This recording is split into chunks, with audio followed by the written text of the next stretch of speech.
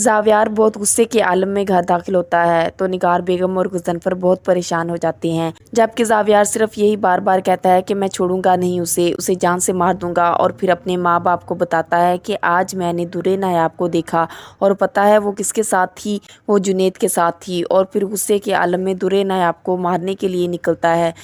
लेकिन अब यहाँ पे बात समझ से बाहर है कि जब जावियार ने उन दोनों को इकट्ठे देख ही लिया था तो उसने उसी वक्त गाड़ी साइड पे लगा के उन पे गुस्सा क्यों ना किया और उनसे क्यों ना पूछा कि आखिर यहाँ दोनों इकट्ठे बैठे क्या कर रहे हो। खैर जब जावियार दुर्रे नायाब के भाई और भाभी के घर जाता है तो वो लोग तो पहले ही काफ़ी परेशान होते हैं क्योंकि उनका बेटा शदीद बुखार में तप रहा होता है और डॉक्टर्स भी समझने से कासिर हैं कि आखिर किसी भी दवाई के साथ उसका बुखार कम क्यों नहीं हो रहा।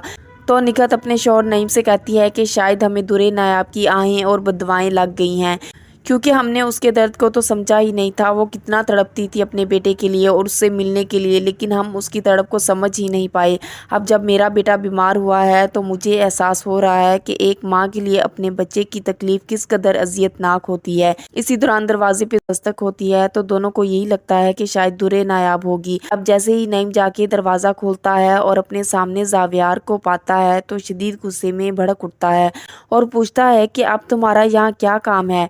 तो नईम भी बहुत बेशर्म इंसान है, भला जिस इंसान से 20-25 लाख का चेक लिया हो उसके सामने कोई इस तरह कैसे बोल सकता है। खैर जावियार तो पहले ही बहुत गुस्से में होता है तो नईम पर काफी गुस्सा करता है और कि कहाँ छुपा रखा है तुम दोनों ने दुर्रे नायाब और जुनैद को, मुझे पता है कि वो दोनों यहाँ मौजूद होंगे।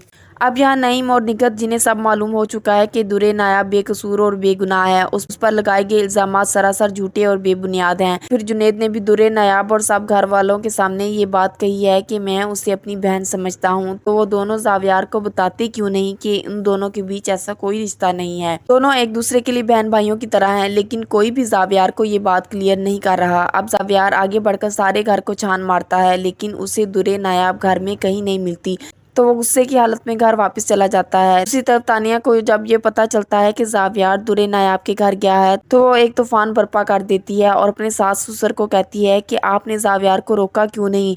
जब ये बात सबको पता है कि दुर्रे नायाब और जुनैद का आपस में चक्कर है तो फिर उन दोनों को एक साथ देख के जावियार को गुस्सा क्यों आ रहा है, क्या अभी भी उसके दिल में दुर्रे नायाब के लिए जगह है। और अपने सास ससुर को धमकी देती है अगर नायाब और जावियार का राब्ता फिर से हुआ तो मैं किसी को नहीं छोड़ूंगी।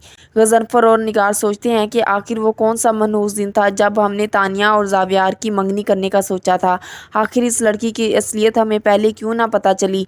हमने तो यही सोचा था कि हैदर को माँ की मोहब्बत मिल जाएगी और जावियार को सहारा मिल जाएगा, लेकिन तानिया ने तो मंगनी के बाद हैदर की तरफ कोई तवज्जो नहीं थी और दूसरी तरफ हमारे बेटे को अलग परेशान कर रखा है। तब जावियार जब गुस्से में घर वापस आता है तो तानिया से उसका सामना होता है। तानिया तो पहले ही काफी गुस्से में होती है तो जावियार पर भड़कने लगती है कि मुझे ये बात समझ क्यों नहीं आ रही कि अगर आपने दुर्रे नायाब और जुनैद को एक साथ देख ही लिया था तो इसमें इतना गुस्सा करने की क्या जरूरत थी और फिर उसके घर जाने की क्या जरूरत थी। जावियार तानिया को कहता है कि तुम मेरे मामला से दूर रहो, लेकिन तानिया उसे याद दिलाती है कि मैं आपकी मंगेतर हूँ और आपके तमाम मामलात मेरे मामलात हैं और मुझसे पूछे बगैर आप अपनी ज़िंदगी का कोई फैसला नहीं कर सकते। आज तो मैं साफ कह रही हूँ, लेकिन आज के बाद मुझे कभी पता चला कि आप उस दुर्रे नायाब के पीछे गए थे तो फिर आप याद रखना कि मुझसे बुरा कोई नहीं होगा। जावियार तो तानिया को देखता है तो सोचता है कि ये है क्या चीज़, इस पर तो मैंने तरस खाया कि इसके आगे पीछे कोई नहीं और फिर यहाँ रहने का इसके पास कोई जवाब नहीं बनता, तो मैंने इसके साथ मंगनी करके इसको एक रिश्ता दिया ताकि इसे यहाँ रहने का एक बहाना मिल जाए और लोग बातें ना कर सकें,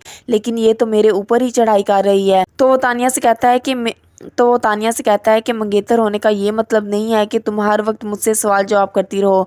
मुझे ऐसी औरतों से शदीद नफरत है जो हर वक्त अपने घर और शोहर को कंट्रोल करने की कोशिश करती हैं। खैर यहाँ पर तानिया चीखती चलाती है और कहती है कि ओ आई सी कि तुम्हें नायाब जैसी लड़कियां पसंद है जिनके मुंह पर ताले लगे होते हैं, इसलिए तो वो तुम्हें छोड़ के तुम्हारे भाई के साथ भाग गई। तुम्हारी टॉक्सिक नेचर वो बर्दाश्त नहीं कर पाई। जावियार की बर्दाश्त तो यहाँ खत्म ही हो जाती है। वो तानिया को मुँह बंद करने का कहता है। जावियार ये सोचता है कि मेरे माँ बाप ने मुझे फोर्स करके तानिया के साथ मंगनी करने के लिए राजी तो कर लिया, लेकिन शुक्र है कि मेरा इससे अभी निकाह नहीं हुआ और सोचता है कि मुझे अब इससे मंगनी ख़त्म ही कर लेनी चाहिए। दूसरी तरफ दुर्रे नायाब अपनी दोस्त माम के कहने पर एक ऑनलाइन बिजनेस स्टार्ट करती है और उसमें उसे बहुत ज़्यादा कामयाबी मिलती है और इस बिजनेस से दुर्रे नायाब को काफ़ी प्रॉफिट मिलता है। तो दुर्रे नायाब को तो खुद भी यकीन नहीं आता और तो वो सोचती है कि अब तो वो हैदर की कस्टडी के लिए आराम से केस कर सकती है।